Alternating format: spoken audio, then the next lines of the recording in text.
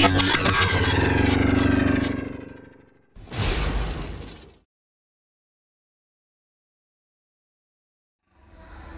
rahayu, wong wilaheng, astuna masidam sekaring bawon langgeng. Semoga seluruh makhluk dalam semesta selalu dalam kebahagiaannya. Masih dengan Kang Trong. Pada kesempatan kali ini kita akan membahas tentang kenapa orang sering gagal dalam melakukan meditasi, tidak sampai ke puncak dari apa yang dicari dalam meditasi tersebut. Dalam meditasi, tahap pertama setelah kita duduk diam, di situ kita memang berperang dengan rasa dalam diri kita sendiri. Nah, kebanyakan orang gagal mencapai puncak kesadaran diri karena mereka ini terbawa oleh rasa yang ada dalam dirinya sendiri. Sebagai contoh, di saat kita diam, kita tenang, di situ kita merasakan fenomena-fenomena seperti pergerakan energi dari indera perasa kulit ini, kayak ada merinding, kayak ada yang masuk, kayak ada yang keluar.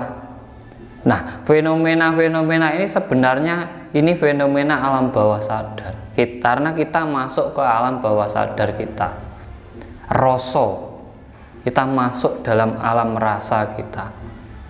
Nah, kebanyakan orang ini justru mengikuti rasa tersebut, dan akhirnya apa? Mendapatkan fenomena kayak ada cahaya yang masuk, kayak melihat sesuatu, kayak masuk ke dimensi lain, kayak mendapatkan wahyu, bisikan. Nah, disitulah sebenarnya yang membuat kita justru kehilangan kesadaran diri. Karena apa? Kita terbawa oleh rasa kita. Nah, meditasi di sini yang saya sarankan, meditasi itu merenung, mengkaji. Berarti kita juga harus berpikir. Di saat kita tidak meditasi, mungkin banyak yang kita pikirkan, mungkin besok, seminggu lagi, setahun yang akan datang, anak, keluarga, semua kita pikirkan. Tapi di saat meditasi, kita itu berpikir yang ringan, khususnya berpikir kembali ke diri kita sendiri. Di situ kita diam tapi tetap berpikir. Nah, di situ nanti sampean akan tidak terbawa rasa yang akan membawa sampean ke dunia-dunia halusinasi itu.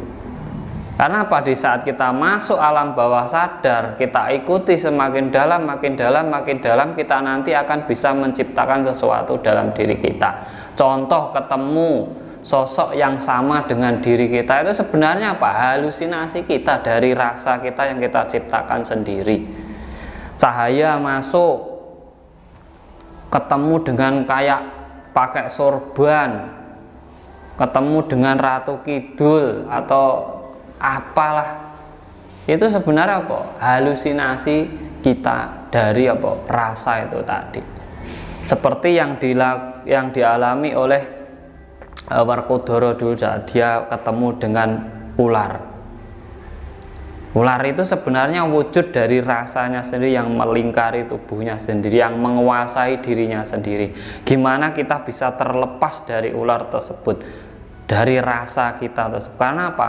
Kebanyakan sebenarnya kita itu 75% mainnya dirasa dan 25% itu baru kesadaran diri. Makanya banyak orang itu yang merasa dulu baru berpikir, akhirnya khilaf. Khilaf itu kan merasa dulu, dilakukan, setelah dilakukan baru berpikir, oh iya ini salah. Nah, ini kita balik. Meditasi kesadaran diri itu kita balik. Kita berpikir dulu, terus kita olah pikiran kita, hasilnya nanti baru kita rasakan. Berarti rasanya carry, belakangan aja, rasa itu belakangan aja. Manusia tuh kalau mau berpikir dulu sebelum merasa, akan jarang melakukan kesalahan. Orang sudah emosi itu kan merasa dulu, bunuh orang tanpa berpikir.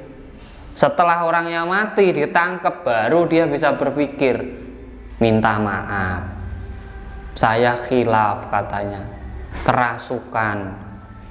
Yang rasuki ya sopo kan? Itu kan dari sampean sendiri.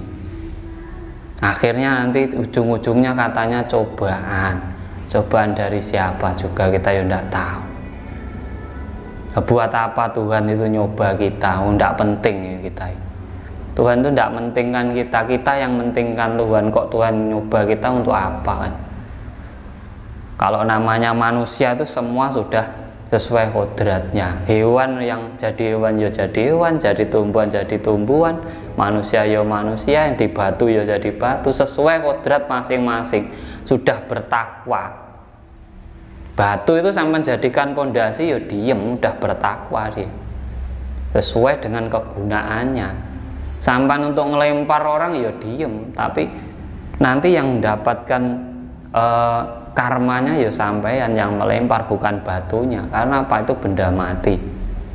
Lah kita yang hidup, kita yang mempunyai akal pikiran, itu digunakan.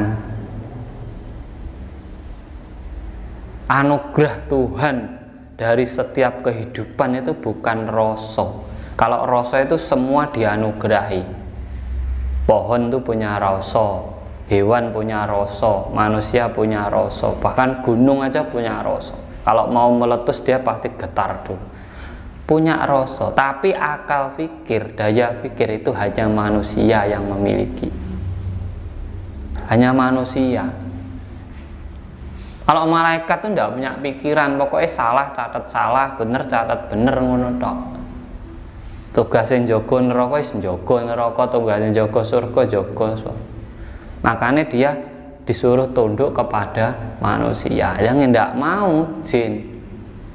Jin itu wujud dari rasa kita. Makanya selalu berbenturan antara pikiran dan rasa kita. Itu selalu berbenturan. Nanti kalau pikirannya kalah, otaknya tidak dipakai. Yang dipakai rasanya. Nek ra seneng gak dikancani, nek ra pas gak jadi dulure. Engko nek ora cocok ora dibantu. Lah kuwi sampean kuwi pengikut jin kuwi. Nek sampean nggawa utek, nggawa pikiran jenenge wong susah kuwi wajibe dibantu. Ora usah dikongkon. Nah, kita itu kebanyakan mau baik itu harus diperintah, sesuai perintah. Wah, mau baik aja kok diperintah. Kalau diperintah katanya dapatnya imbalan. Jadinya ikhlasnya ndak ada. Di saat sampean bisa baik ke seluruh makhluk di alam semesta tanpa diperintah, itulah kesadaran diri sampean sebagai makhluk Tuhan. Sampean diberi kelebihan akal pikir untuk berpikir. Manusia itu jadikan khalifah itu untuk menjaga, melestarikan, merawat dan mengatur ritme kehidupan. Manusia itu paling lemah tetapi bisa mengatur. Dianggap paling lemah, tanpa makhluk yang lainnya kita tidak akan hidup. Nggak ada hewan bingung, nggak ada air bingung, nggak ada angin bingung. Tapi kita merasa sok kuasa, menguasai semuanya. Padahal angin, air, hewan itu tidak ada, manusia enjoy aja. Tidak penting sebenarnya manusia kalau bagi mereka, tapi kita itu yang mementingkan mereka. Kenapa kita tidak pelihara gitu? Kita rawat alam ini kan. Nah, itu kesadaran diri itu di situ sebenarnya.